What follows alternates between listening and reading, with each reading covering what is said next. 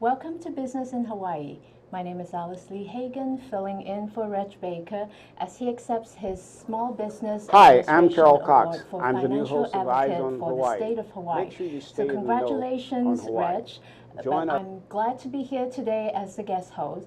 My guest today is Mr. Gregory Dunn. He is the President and CEO of Better Business Bureau here in Hawaii. Welcome, Greg. Thank you. Good to have you on the show. Thrilled to be here. Wonderful. So to begin, tell us a little bit about Better Business Bureau, how long it's been in Hawaii, and I'll let you start with that. Well, thank you. First I want to say congratulations to Reg because he's done some remarkable things for small business in the state of Hawaii. He really deserves the award that he's receiving today. Hawaii's Better Business Bureau has been in Hawaii since 1944. We were founded as a project of the Chamber of Commerce of Hawaii as a way to try and put a stop to carpetbaggers that were coming into the community and making false advertising claims and promises to community members. So we're set up to protect people. Oh, wow. So since 1944, you said, because earlier on when we were chatting about the show, I told you that I lived in Canada for a while, and first time I heard about Better Business Bureau was, okay, if you have an issue, you got scammed, you talk to them. But I had a chance to look at your website, which has a lot of great information. But obviously, you're doing much more than just looking at scams and all that. So maybe you can tell us a little bit more about the structure of the organization, how many members you have. Sure. If we look at Hawaii's BBB, we have around 2,600 members, 2,541 members right now. They're spread out across the state, and they're anywhere from small business to large business. And those members are accredited businesses. And so businesses apply for accreditation to support the work of the BBB. And those businesses vow to support and uphold certain standards. Consumers recognize those standards and say that this business is exhibiting the accredited business seal, so I know I can trust them. I know that if I have a problem that they're going to work with me through a dispute resolution process. I know that I can count on that business to be trustworthy and to be honest in their dealings, in their representations, and in their advertising. So the BBB in Hawaii has been built around those tenets, and our membership is very strong and committed to upholding those. So you said that these businesses, to join you as a member, they have to fulfill certain criteria. So how stringent are they, and how do you go and, I guess, audit these criteria? The criteria are fairly stringent. If we look at number 7, you're going to see 7 or 8 ways that businesses have to fulfill those standards. And we expel members all the time who are not living up to the standards. If a business has said in their agreement as an accredited business that we promise to engage with a consumer in dispute resolution, but they fail to respond to a consumer concern, those people will have their accreditation revoked, and we will end their membership, and they'll no longer be able to claim that they're an accredited business. So within the last year, we've had 8 revocations in the state of Hawaii that I can recall. Oh, so how does it compare to the other Better Business Bureau across the country, I guess, revoking members? The revocation number is fairly standard across most BBBs. We find that when a business makes the commitment, that they follow up on it. So it gives consumers a continued high degree of trust because we have a good reputation. We do a good amount of vetting on the front end, where when a business applies for accreditation, we review their professional licensing and make sure that they don't have a criminal record or a problem with lawsuits at the state. In particular with consumer-related transactions or even business-to-business lawsuits that may cause concern. We look at their complaint history, we look at customer concerns, other review sites where people have comments about. Ultimately, we want to make sure that is that business a business that we want to have associated with the Better Business Bureau.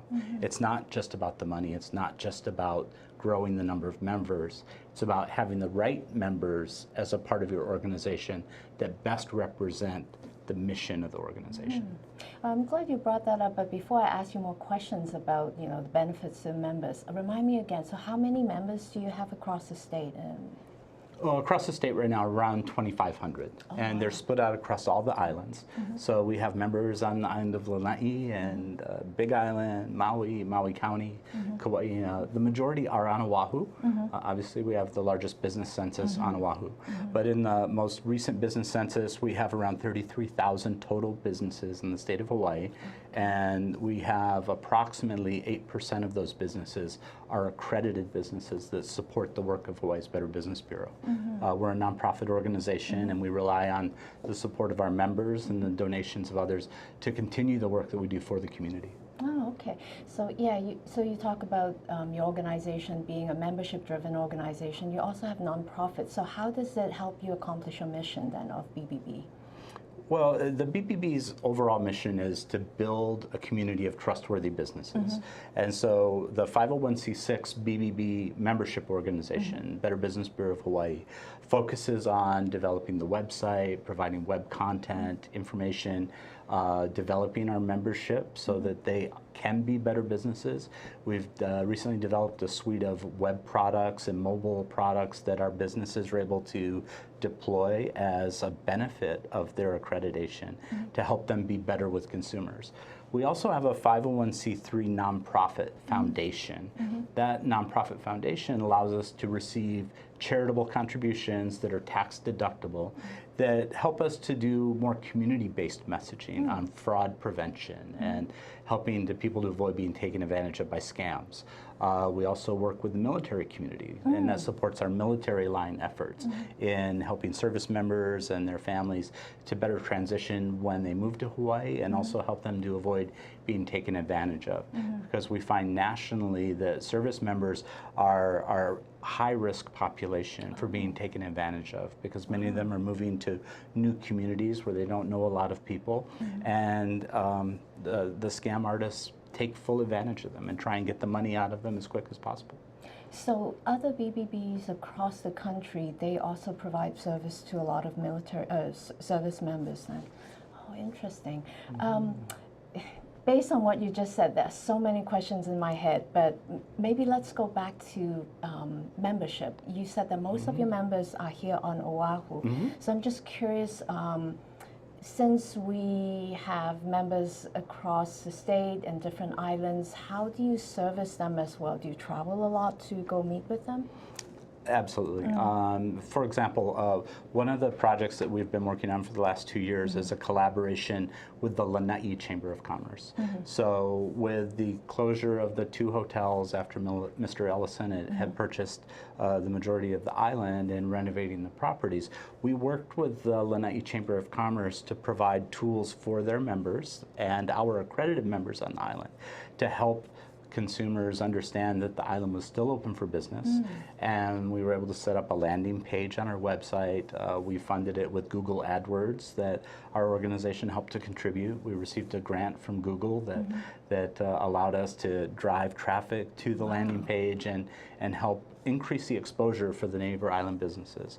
And we helped them to come up with a way to increase their number of day visitors in particular. So by featuring golf and bringing the ferry over from Maui. So it was a very interactive process. So we do those types of things in bringing our expertise in and our gravitas in the online marketplace to local businesses and helping to connect them with consumers in the ways that consumers are now shopping. People are utilizing mobile devices more and more. In fact, 78% of the traffic to Hawaii's BBB website in the last year originated from a mobile device. A consumer looked at either their phone or their tablet to access the information on Hawaii's BBB. So we're able to help our local small business owners and even large businesses understand the change in consumer behavior, help them adapt to it, and utilize the tools that the BBB has. You've touched a lot on technology and how things have changed, how business have to adapt. actually, that's something, when I looked at your website, I find it surprising. Surprising in the sense that there's a lot of information about technology. So how has that affected, the issues that you may have to deal with at your organization? Well, it gave us a myriad of problems. I mean, from one, over the last 4 years, we had to internally retool our processes. We had to retool and train our staff. We had to help them understand in a better way their engagement points with consumers and businesses needed to be done in a different manner. It wasn't just about people walking in the front door and filling out a complaint form anymore.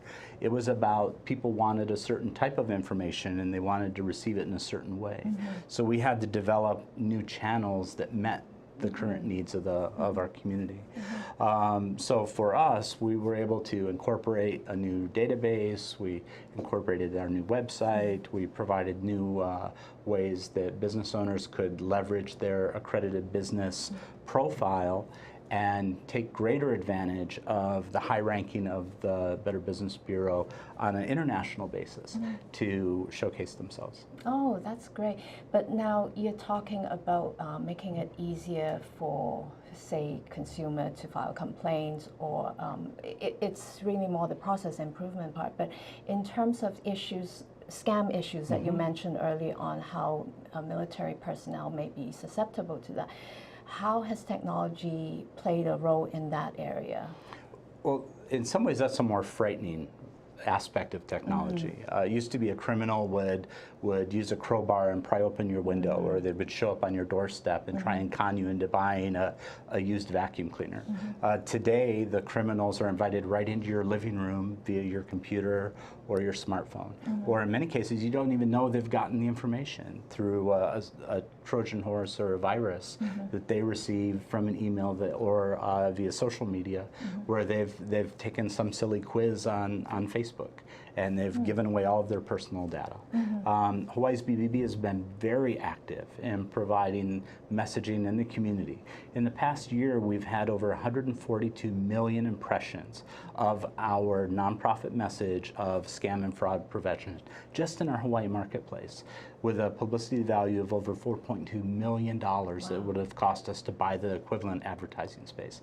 And that's because it is such a pervasive problem, and our local news media has been very helpful in getting the word out to educate consumers on how to protect themselves. So we get the message out, but we still have the live bodies in the office that are able to answer the phones as part of Hawaii's partnership against fraud, so that if a senior citizen falls victim to a scam or a fraud or is afraid they may, there's a live body for them to reach out and talk to on the other end of the phone. So we still have the live person, the human aspect, while we're balancing the increase in the technology and the distribution of the content.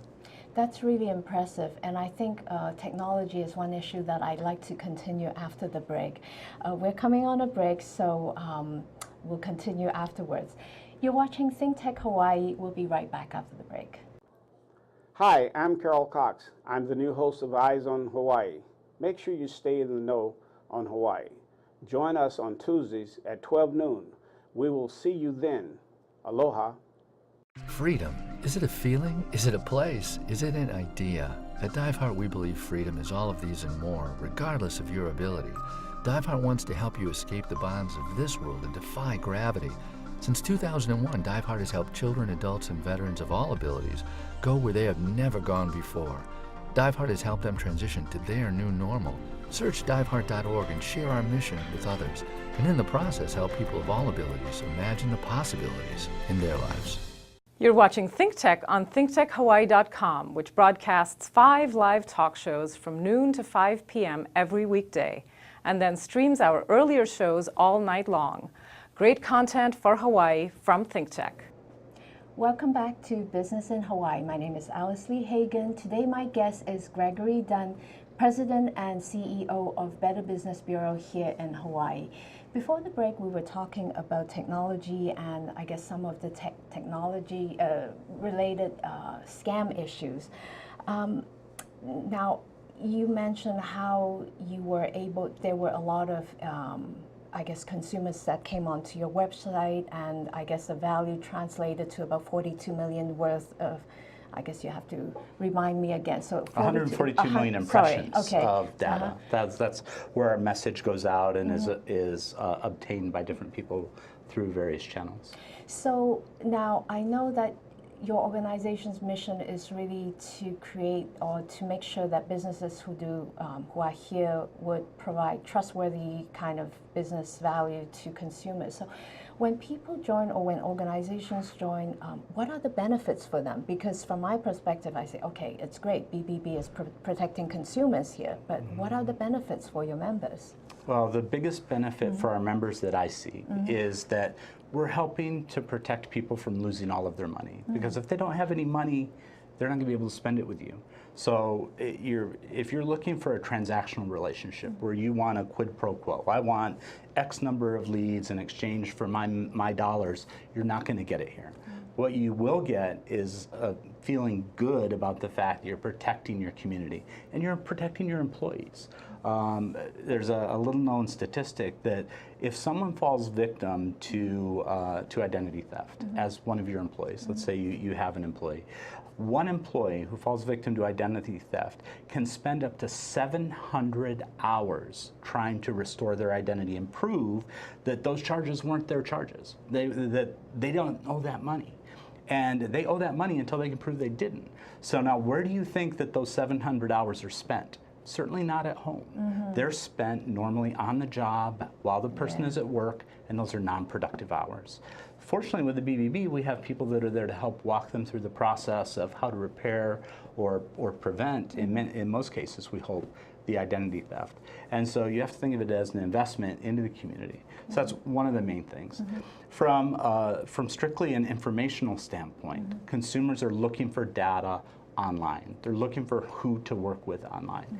Nielsen recently did a study that indicated that 83% of consumers believe the information they find on bbb.org because they know it's been vetted.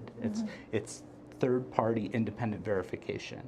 They also, those same consumers told them that they believed 58% of what they found on Angie's List, and they only believed 51% of what they found on Yelp, because they understand that those platforms are not necessarily as vetted, and because people understand that the information is more pure and is more resource rich on the BBB website.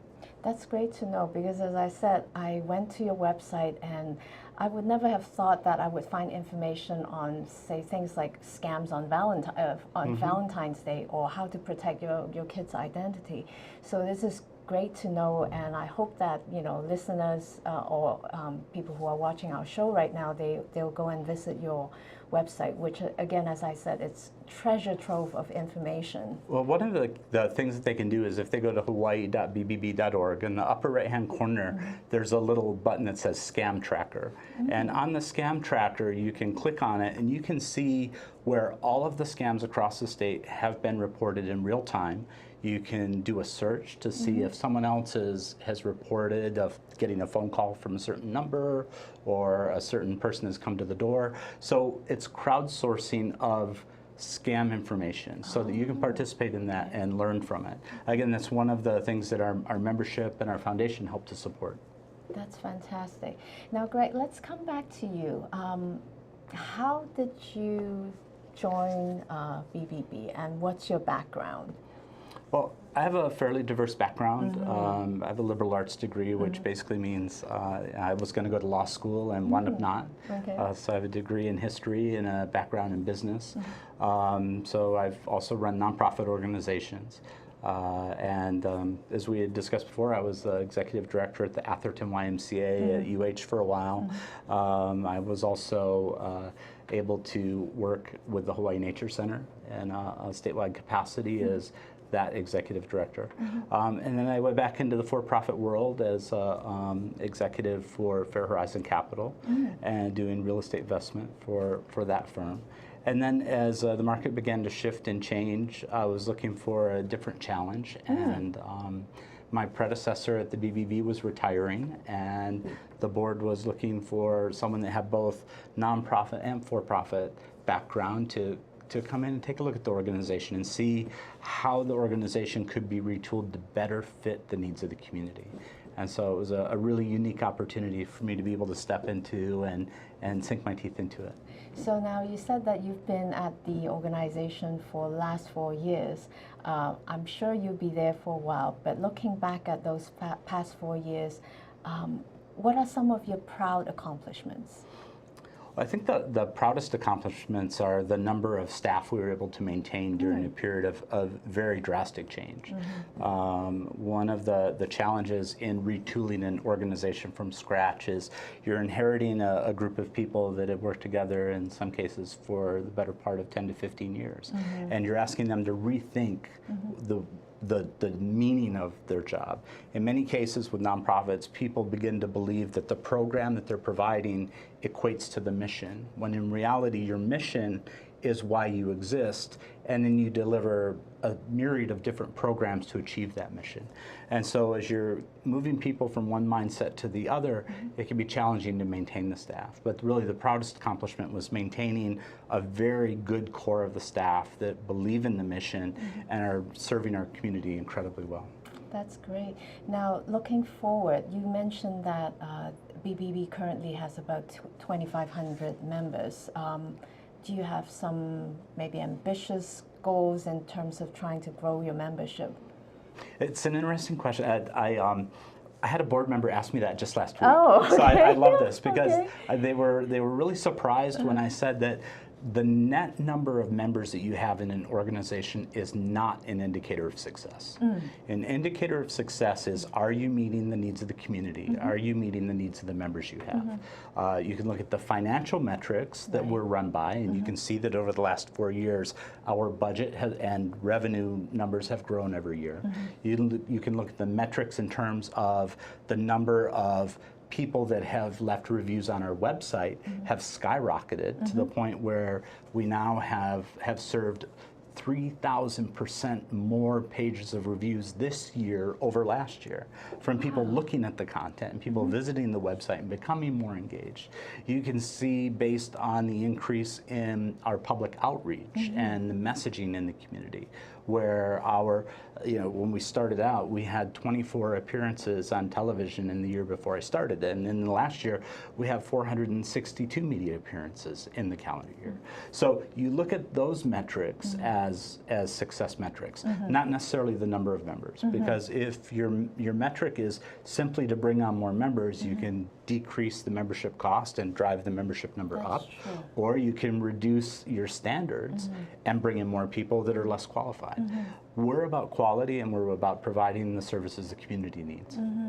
Now, and I agree with what you just said. Increasing member doesn't necessarily indicate a success, but at the end, I also know that you're here to serve the business community, consumers. So if you have more members, that means more of them are in agreement with your mission. So at the end, I guess that would probably still be a goal. So it would be a really good goal. I'm not saying I wouldn't mind having more members, and that our board would love to see more local businesses agree to abide by our standards. But the challenge with the BBB is you have to apply for membership. You can't just write a check and become an accredited business. And you're held to standards along the way. So there are points where you as a business owner are going to be forced to make a decision about maintaining your accreditation. And that's something a lot of people don't think about. They think strictly based on a transactional level about what benefit am I going to get back in exchange for my membership dues. And the BBB doesn't operate like that. We're looking to build a community of trustworthy businesses. We want businesses that believe in it. And not everyone's going to believe in it. But the more people that we can help understand what we do and support the mission and subscribe to accreditation as a community promise and a commitment, the more work we can do in the community to help educate people. now, we've talked mostly about your work here, but BBB is actually across the nation. I know that Canada has Better Business Bureau. Could you talk a little bit about that, or even around the world? Do we have Better Business Bureaus in Europe or in Asia? So currently the International Council of Better Business Bureaus is the master licensee for the Better Business Bureaus around the world. And so we currently have Better Business Bureaus in Canada, US, and in Mexico. Eventually we'll see BBBs in Asia or in Europe. A lot depends on the community needs, and is there support from that business community to establish a Better Business Bureau in their community. Mexico has recently said there is, so we've been doing work with the BBB of Mexico to help them look at how we in Hawaii have been successful in working in a high tourism market to provide information and content. It surprises people to hear that we have approximately 23 to 24% of our web traffic comes from pre-arrival visitors. It's international really? traffic of visitors looking at wedding providers, hotels, travel, tourism, anyone that they're about to engage with.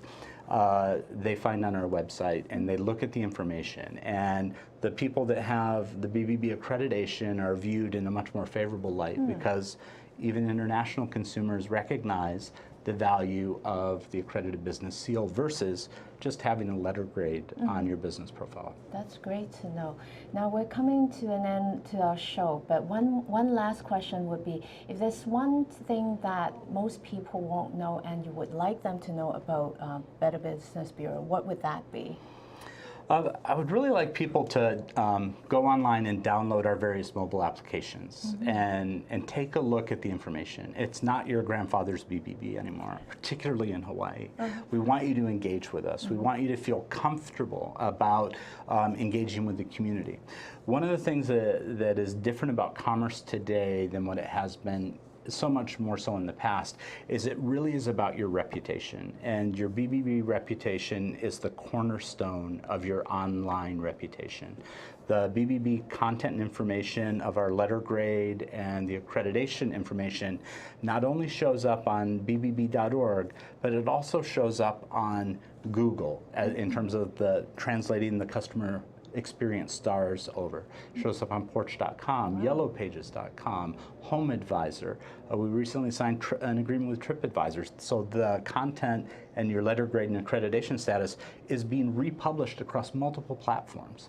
So it's, from a technology standpoint, the Better Business Bureau is on the cutting edge of content creation and providing various channels as a way for you as a business owner to highlight the fact that you're a trustworthy trading partner. Well, Greg, I certainly have learned a lot, and I fully believe that the website really provides a lot of great information. Great to have you here as our guest today, so thank you so much for coming. Thank you, Alice, for having me. Thank you. You've been watching Business in Hawaii, ThinkTech Hawaii.